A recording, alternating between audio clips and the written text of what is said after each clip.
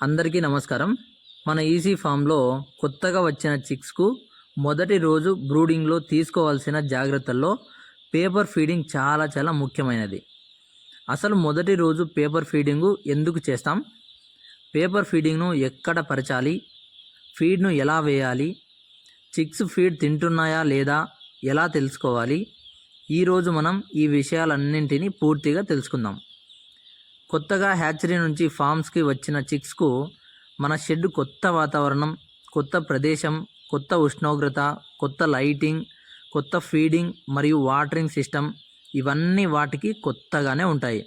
అందుకే మొదటి కొన్ని గంటల్లో మనం చేసే మేనేజ్మెంట్ చాలా ముఖ్యమైనది. చిక్స్ షెడ్లోకి వచ్చిన వెంటనే వాటికి ఫీడు మరియు నీరు సులభంగా కనిపించేలా, సులభంగా అందుకునేలా ఏర్పాటు అనేది చేయాలి. ఇక్కడే పేపర్ ఫీడింగ్ ఉపయోగపడుతుంది. పేపర్ ఫీడింగ్ ఎందుకు? చిన్న చిక్స్కు మొదట్లో ఫీడర్ గుర్తించడం కొంత సమయం పట్టవచ్చు. కానీ బ్రూడింగ్ ఏరియాలో చిక్స్ తిరిగే ప్రదేశంలో పేపర్పై ఫీడ్ పల్చగా చల్లితే అవి నడుస్తున్నప్పుడు ఫీడ్ కనిపించే అవకాశం ఎక్కువగా ఉంటుంది.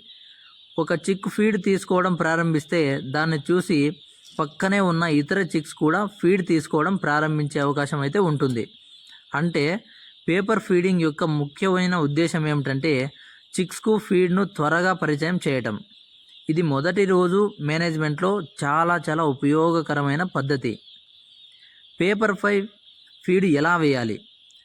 పేపర్ను బ్రూడింగ్ ఏరియాలో చిక్స్కు సులభంగా చేరుకునేలా పరచాలి.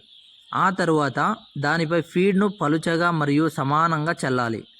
ఇక్కడ ముఖ్యంగా గుర్తుంచుకోవాల్సిన విషయం ఏమిటంటే ఫీడ్ను ఒకే చోట పెద్దగా కుప్పలుగా వేయకూడదు.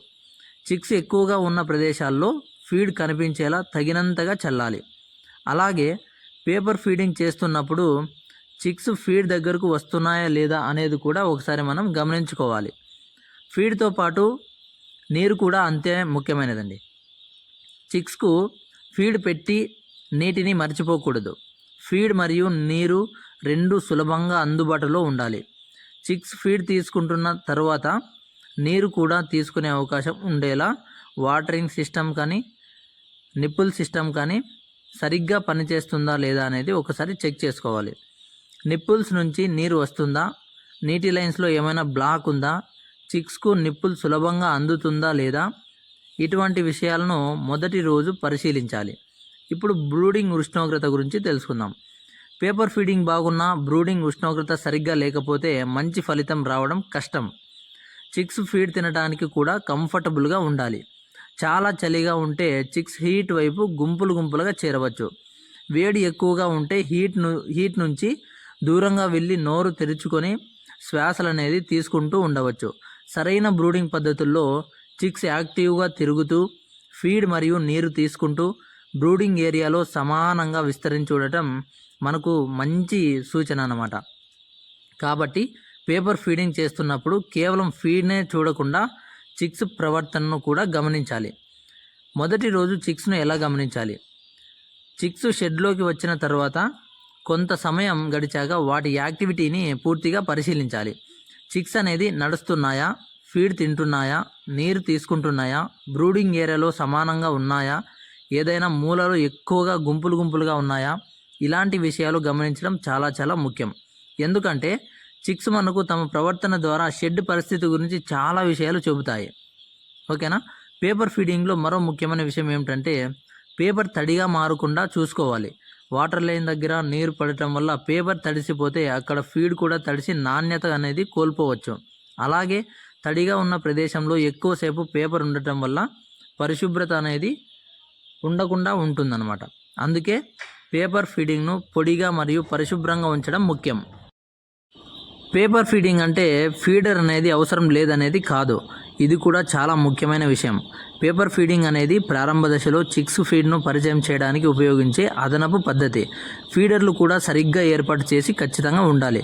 చిక్స్ మొదటి నుంచి ఫీడర్ను ఉపయోగించడం నేర్చుకునేలా ఫీడర్లను సరైన ప్రదేశంలో ఉంచాలి. తర్వాత చిక్స్ పెరుగుతున్న కొద్దీ పేపర్ ఫీడింగ్పై ఆధారపడకుండా సాధారణ ఫీడింగ్ సిస్టమ్ను సరిగ్గా ఉపయోగించేలా మేనేజ్మెంట్ను చేయాలి. మొదటి రోజు అసలైన లక్ష్యం ఏమిటంటే చిక్స్ ఫీడ్ను గుర్తించాలి, ఫీడ్ తీసుకోవాలి, నీరు తీసుకోవాలి, బ్రూడింగ్ ఏరియాలో సరిగ్గా సెటిల్ అవ్వాలి మరియు ఎలాంటి అనవసరమైన స్ట్రెస్ లేకుండా యాక్టివ్గా ఉండేలా చూసుకోవాలన్నమాట. ఇవన్నీ సరిగ్గా జరిగితే మొదటి రోజు మేనేజ్మెంట్ అనేది 100% సక్సెస్ అయినట్లు మనం గుర్తుంచుకోవచ్చు. ఓకేనా. చిక్స్కు మొదటి రోజు ఫీడ్ సరిగ్గా పరిచయం చేస్తే మంచి ఫీడ్ ఇంటేకు అది మొదటి అడుగు అయితే అవుతుంది. కాబట్టి పేపర్ ఫీడింగ్ చేస్తున్నప్పుడు పేపర్ ఎక్కడ ఉంది, ఫీడ్ ఎలా ఉంది అనే దానికంటే చిక్స్ ఎలా స్పందిస్తున్నాయి అనేదే ముఖ్యమైన గమనిక అనమాట. చిక్స్ యాక్టివ్గా ఉండాలి, ఫీడ్ తీసుకోవాలి, నీరు తీసుకోవాలి, బ్రూడింగ్ ఏరియాలో సరిగ్గా విస్తరించి ఉండాలి. ఈ విధంగా ఉన్నట్లయితే మనం బ్రూడింగ్ అనేది 100% పర్ఫెక్ట్గా చేస్తున్నామనేది మనకి అర్థమైపోతుందన్నమాట. ఓకేనా. ఈ మొదటి రోజులో ఏ విధమైనటువంటి డౌట్స్ మీకు ఉన్నట్లయితే కనుక కామెంట్ సెక్షన్లో తెలియజేయండి. వీడియో యూస్ఫుల్ అనిపిస్తే ఛానల్ను సబ్స్క్రైబ్ చేసి లైక్ చేయండి.